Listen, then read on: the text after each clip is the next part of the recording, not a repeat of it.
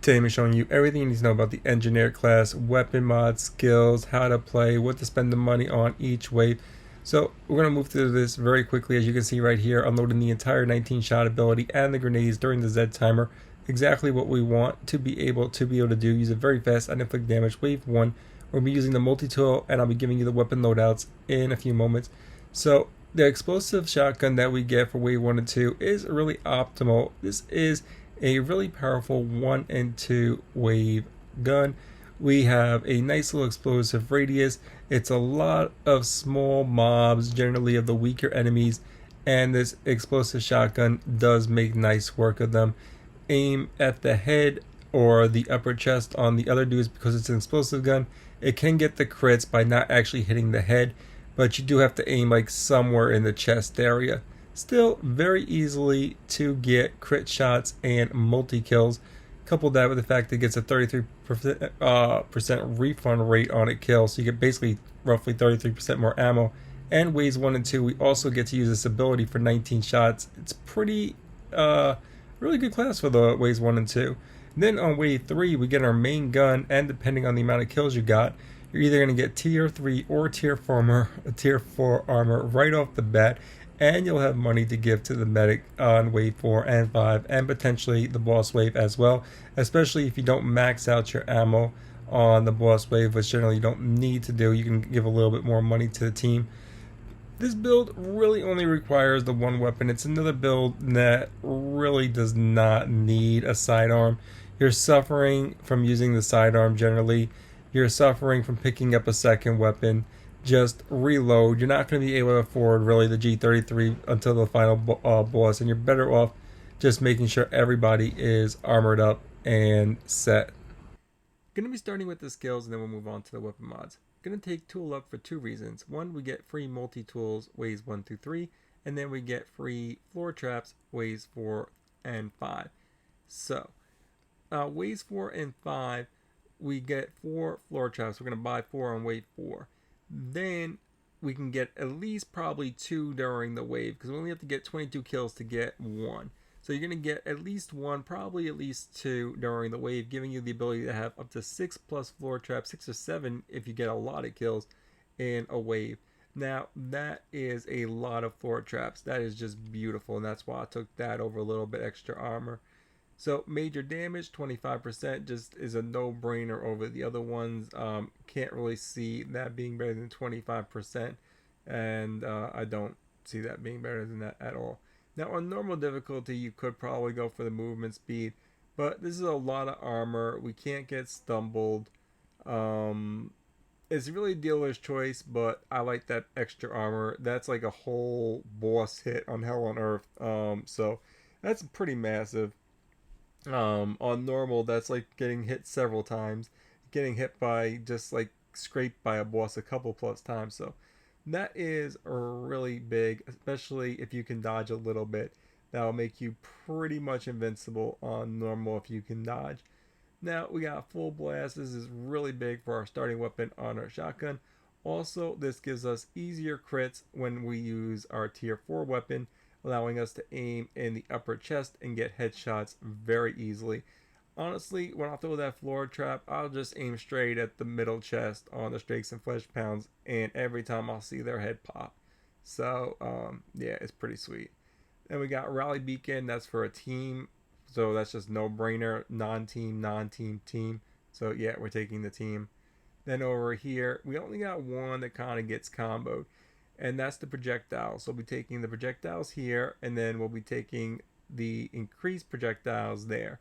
This doesn't give any real benefit. You can throw them real easy. This gives us knockdown, but we don't really need knockdown. We don't have any other knockdown that's coupling with that. So, I mean, you could run the bonus damage. That's kind of dealer's choice, but because this is the only one that really makes sense there, I took this here. And you could take this as well. Like, this is actually really good. This makes them really powerful, better than these two for power wise and kills. This is kind of interesting though too. It's kind of like equal a little bit, but I still find this dealing more damage. This is also better for bosses, increasing the projectile damage further. So this is a little combo right there. But you can kind of get infinite grenades if you're careful with this, especially in the early waves. It's really nice to throw one on the ground and then reload. If you get the timing down, you can have a couple of grenades go off while you're reloading. So that is pretty sweet. Then we got the added armor over here. We don't really need the movement speed, although this is nice. We definitely don't want to be moving slower, even though it gives us more damage. We're already moved so slow to begin with, so no, I don't like that. But this also allows us to get our armor for free for the first couple waves, or any wave that we don't upgrade.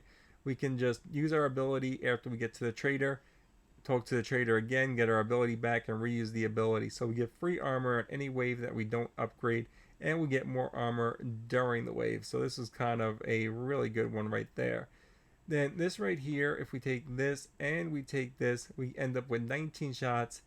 And honestly, we can't really consistently get 2 uses on this.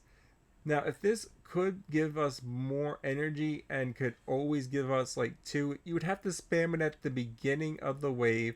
Then you would have to use your gadgets, and then you would probably get it back at the end of the wave generally. Might as just have one really long one, and if the wave ends up being a little bit long, get 2 abilities in that wave. This is the combo right here. And I chose the explosive radius, but it's going to be a little bit dealer's choice. I think explosive radius is definitely better than the penetration, as good as that is. You could take a little bit extra defense. I don't really think that's needed, but if you're playing Hell on Earth, that might be another way to go versus the explosive radius. Playing on normal though and hard, like just jumping into the crowd, that explosive radius is massive, and I really like it. The final one, I like reverb pedal if you're going to be moving around. But if you're posted up somewhere, then yeah, it's really easy to let these go fast. If you're struggling with finding enemies, yeah, it's going to not allow you to fire your 19 shots, because you do have to sit there, and it's a little slow, but you do have a lot of time as well. So if you're posted up and you're with a team posting up, then take charge. And if you're running around with randoms having fun, then reverb pedal. Moving on to the weapons, until you can afford 2,500 for the Bonebreaker, you have to use a starting weapon. Now, I think it's going to take you too long to get the explosive rounds.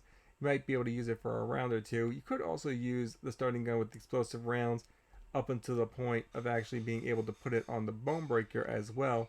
I jumped right to the Bonebreaker. Either drum mag, explosive rounds, and then any other bullshit mod just to get your operational budget up is really what you want there at the start. Then you're going to be buying the Bonebreaker. Once you be buying the Bonebreaker, you're going to start adding explosive slugs, red dot sight, and lightweight mag.